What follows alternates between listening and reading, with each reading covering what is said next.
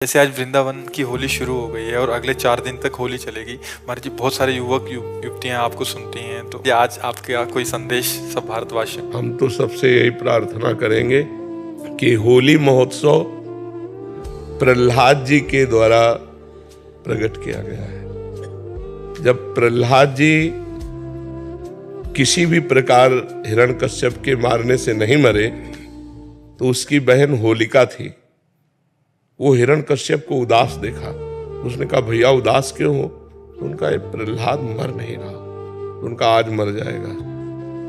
लकड़ी का बहुत सा ढेर लगाया जाए और उसमें लेकर हम प्रहलाद को बैठ जाएंगे तो हमें अग्नि से वरदान मिला है, एक पट, शीतल पट, जिसको हम मोड़ लेंगे तो हमारा रोम भी नहीं झुलसेगा और प्रहलाद मर जाएगा। बड़ा प्रसन्न हुआ हिरण्यकश्यप। उसने बहुत लकड़ी का पहाड़ लगाया, उसमें ऐसा बनाया जिसमें प्रहलाद जी को लेकर उनकी बहन बैठ गई। प्रहलाद जी की बुआ हुई, हिरण्यकश्यप की बहन। आग लगा दी गई तो भगवान की कृपा से ऐसी वायु चली कि शीतल पट प्रहलाद जी के ऊपर आ गया और वो जलकर राख हो गई। तो जितने प्रहलाद पक्ष के थे सुबह वहां जब गए तो देखा प्रहलाद जी बैठे हुए, बड़े आनंदित थे। ढोल मंजीरा कीर्तन से होली की पूजा की और आपस में गुलाल रंग लगाकर खेल रहे, नाम कीर्तन कर रहे, पद गा रहे कि प्रहलाद जी भगवान की भक्ति से बच गए। तो ये उत्सव मनाया जा रहा है। ये लोग जो शराब पीते हैं, गंदे हरकतें करते हैं, एक दूसरे के चेहरे पर कालिक पोतते हैं, नालियों में ये हिरण्यकश्यप पक्ष के हैं। अब वो भी तो उत्सव मनावे, कैसे मनावे? तो वो नालियों में गोबर कीचड़, उसकी हिरण्यकश्यप पक्ष की पार्टी, और एक होती साधुता की पार्टी। एक दूसरे पे गुलाल लगाए, राम कृष्ण हरि बोले और बैठकर पद गायन किए और खूब गुझियां और मिठाई भोग लगा कि ठाकुर जी को और पाए आनंद मनाए। तो हमारी समस्त देशवासियों से प्रार्थना है कोई भी व्यसन न किया जाए। व्यसन उत्सव को खराब कर देता है, जैसे शराब है और भी हुक्का है, ड्रग्स है, कोई भी नशा मत करो। फ्रेश माइंड से भगवान का नाम जप करते हुए, पद गायन करते हुए होली का आनंद लो। नशे में होली का आनंद थोड़ी होता, नशे में तो मूढ़ता छा जाती है। मूढ़ता में आनंद कहाँ? तो कोई भी नशा इस होली उत्सव में ना किया जाए और हम आनंद पूर्वक भाईचारा बनाते हुए एक दूसरे का सम्मान करें, प्यार करें। जो हमसे दुश्मनी मानते हैं, होली के दिन हम उनके भी घर जाएं और उनके गुलाल लगावें और उनसे प्यार करें। हमारा एक भी दुश्मन विश्व में ना हो, यही सबसे बड़ी हमारी प्रार्थना है। हमारे आचरण पवित्र हो, हमारा व्यवहार पवित्र हो, हमारा चिंतन पवित्र हो तो होली सार्थक है। नहीं, कितने लोग नशा करके झगड़ा कर लेते हैं, कितने लोग अपनी हानि कर लेते हैं। अच्छा, आँख कितनी सूक्ष्म वस्तु है, उसकी आंख में अगर देखने में कमी आ जाए या चोट लग जाए, गुलाल तो गुलाल कीचड़ फेंकते हैं, कपड़ा फाड़ देते हैं, शराब पिए, उद्दंडता, ये सब ठीक नहीं। ऐसा होली उत्सव न मनाए जो सभ्यता के खिलाफ हो, समाज के खिलाफ हो, हमारे धर्म के खिलाफ हो, अध्यात्म के खिलाफ हो। ऐसा कोई कार्य न करें। सबसे पहली बात है कि शराब न पिए। जो शराब पीते हैं होली उत्सव में स्वाहा कर दें। और दूसरी खास बात है मांस न खाएं, क्योंकि आप भले जीव हत्या नहीं करते लेकिन आप हिस्सेदार हुए, क्योंकि आप खरीद के लाते हो और खाते हो तो आप हिंसक ही माने जाओगे।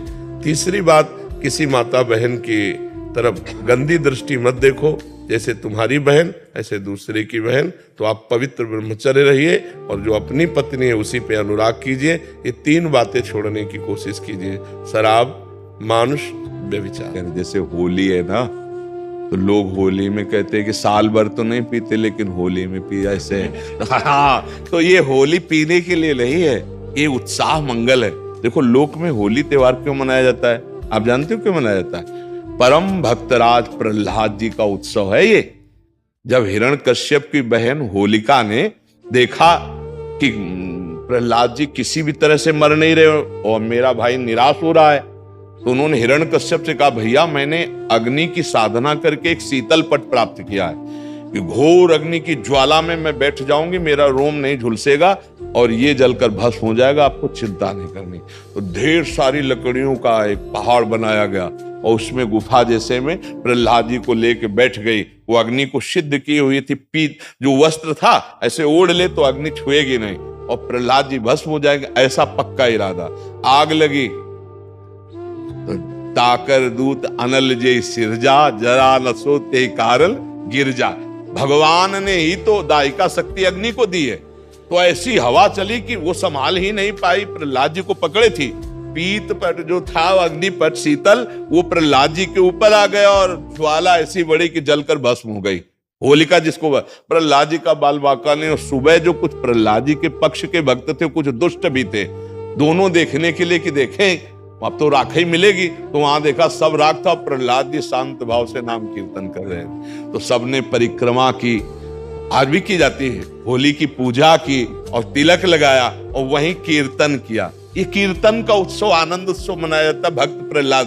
तो अब दुष्ट आनंद कैसे मनाएंगे? शराब पी के नाली में। और भक्त कैसे बनाएंगे? गुजिया रबड़ी रसगुल्ला खा करके खूब नाम कीर्तन, पद कीर्तन, एक दूसरे को रंग लगाना, गले लगाना। और दुष्ट कैसे लगाते हैं? हाँ, दुष्ट लोग शराब पीते, नाली के और ऐसी गंदी गंदी चीजें नहीं, वो कोयला मुंह में लगा, ऐसी होली नहीं खेलनी चाहिए। वो हिरण्यकश्यप के पक्ष के लोग होते हैं। हाँ, प्रहलाद जी के पक्ष के परस्पर लगा के चरण छू के एक दूसरे के घरों में जाते, पद गायन करते, होली के लिए करते। तो हमारी सबसे प्रार्थना है कि गंदी होली मत खेलना, कोई नशा मत करना, शराबाज, खूब अच्छे अच्छे पदार्थ बनाओ, खाओ पियो और एक दूसरे को रंग लगाओ, होली उत्सव मनाओ। लेकिन ऐसे गंदी बात, ऐसे गंदे लोगों का संग, कि होली के पर्व पर हम सबसे प्रार्थना करते हैं कि कोई भी व्यसन किसी तरह का ना किया जाए। ये मांगलिक भक्त उत्सव है। भक्तराज प्रहलाद जी के उत्सव में हम ये होली का उत्सव मनाते हैं। इसका रहस्य है भक्तराज प्रहलाद का उत्सव। जैसे हम दीपावली मनाते हैं तो भगवान श्री राम जी विजय प्राप्त करके रावण से अयोध्या में आए, पधारे, तो दीपावली मनी ना, तो हमारे हर त्योहार का भगवान से संबंध है। भारतीय संस्कृति का जो त्योहार है वो भगवान से संबंध रखता है। तो भगवान से संबंधित त्योहार में मैं राक्षसों वाली बातें क्यों करे? ये राक्षसी बातें, शराब पीना, एक दूसरे को मारना पीटना, गाली रखना चाहिए। कभी पराई माता बहनों की तरफ गंदी दृष्टि नहीं, पराये धन की तरफ दृष्टि नहीं, किसी का अमंगल अहित नहीं। और नाम मंत्र जप करो, देखो शिव भगवान के नजदीक पहुंचते चले जाओगे। हर्षित सोनी जी गाजियाबाद से। महाराज जी आपके चरणों में कोटि कोटि प्रणाम। महाराज जी, श्री रामकृष्ण परमहंस देव जी कहते हैं कि ईश्वर प्राप्ति के लिए व्याकुलता होना बहुत जरूरी है। जिस प्रकार हम तौलिया निचोड़ते हैं, उसी प्रकार हमारा हृदय भी ईश्वर प्राप्ति के लिए निचोड़ना चाहिए। महाराज जी, हृदय में ऐसी व्याकुलता का एक अंश भी कैसे जागृत हो? नाम जप, नाम जप, नाम जपत आई सब सोई, देव सुबुद्धि कृपा करि मोहि, पोई सुगुन माला रचो। पहले नाम जप जो है वो हमारे पापों को नष्ट करेगा। फिर नाम जप हमारे संबंधों से मोह को मिटाएगा। जो अज्ञान का संबंध शरीर से है, शरीर संबंधियों से है, सबकी ममता ताग बटोरी, मम पद मन ही बांध बर डोरी। सब संबंधों को जो मोह से बंधे हुए हैं, उनसे मोह छोड़कर भगवान के चरणों में प्रेम हो जाए। व्याकुलता कब होती है? जैसे आपसे प्यार है, तो आप हमसे मिल नहीं रहे, तो हमको व्याकुलता होगी, रोना आएगा। कोई हमें मिला दे, कैसे भी मिला दे, क्या करूं, कहाँ जाऊं? अच्छा, यहाँ व्यक्ति से तो है कि कोई फोन कर दो, कोई हमारी दशा बता दो कि हम उनके लिए इतना व्याकुल हैं, लेकिन वो तो अव्यक्त है, तो उसका और जी घबराता है। अब क्या करूं, मेरा तो कोई बस नहीं ना, तो चिल्ला चिल्ला कर रोता है। जैसे कोई दिल को मसला करे, शायद इसको ही इश्क कहते हैं। प्यारे की याद में एक अद्भुत दर्द, एक अद्भुत व्याकुलता, एक अद्भुत विरह, तब वो भगवत साक्षात्कार। पर इसके लिए भजन, पहले भजन के द्वारा अनर्थ निवृत्ति, साधु संग के द्वारा भगवत चरणारविंद की तरफ समर्पण, समर्पण के द्वारा प्रीति, प्रीति में व्याकुलता, व्याकुलता प्रीति में होती है। बहुत आगे का विषय है। पहले खूब भजन करे, विषयों से राग छोड़े, विषय भोगों के प्रति जो हमारा मन इंद्रियां जाती है वो परमात्मा के प्रति लौटे। पहले उनको लौटाना बड़ा कठिन साधन है, कोई सहज थोड़ी है। आप देखो ना, प्रयास करते हैं हम भजन के लिए, मन इंद्रियां भोगों के लिए जा रहे हैं। लाख प्रयास करो, वहीं खड़े मिलते हैं मन इंद्रियां। जब इनको देखो तो वो संसार में ही खड़े। जब ये परमात्मा में स्वाभाविक जाने लगे, तब तो हमारी रुचि बढ़ी भगवान की तरफ। रुचि के बाद प्रीति, और प्रीति में व्याकुलता, और व्याकुलता में भगवत साक्षात्कार। कबीरा हंसना छोड़ दे रोने से कर प्रीति, बिन रोए किन पाइया प्रेम प्यारा मीत। खूब भजन करो, खूब नाम जप करो, जो परमात्मा का नाम तुम्हें प्रिय लगे खूब नाम जप करो, उसी से सब कुछ हो जाएगा। बस एक चित्त वृत्ति लगे, राधा राधा राधा राधा, जो चाहोगे वो प्राप्त हो जाएगा। व्याकुलता चाहोगे व्याकुलता प्राप्त हो जाएगा, ब्रह्म ज्ञान चाहोगे ब्रह्म ज्ञान प्राप्त हो जाएगा, वैराग्य चाहोगे वैराग्य, जो चाहोगे। पहले धन तो कमाओ, धन है नाम रूपी धन, नाम रूपी धन मिला, अब जो चाहो प्राप्त हो जाएगा जी। अनु जी पंजाब से। राधे श्री हरि। राधे राधे महाराज जी, श्री हरिवंश। महाराज जी, यदि हमारे परिवार का कोई व्यक्ति सद्मार्ग से भटक गया है और हमें ये पता हो तो ये कैसे सुनिश्चित करें कि वो दोबारा से सद्मार्ग में आ जाए? भगवान से प्रार्थना करो।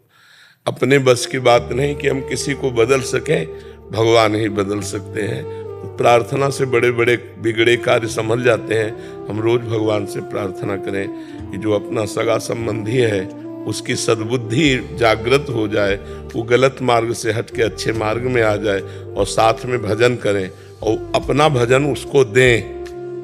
जिसकी बुद्धि सुधारना चाहते हैं तो उसकी बुद्धि पलट जाएगी।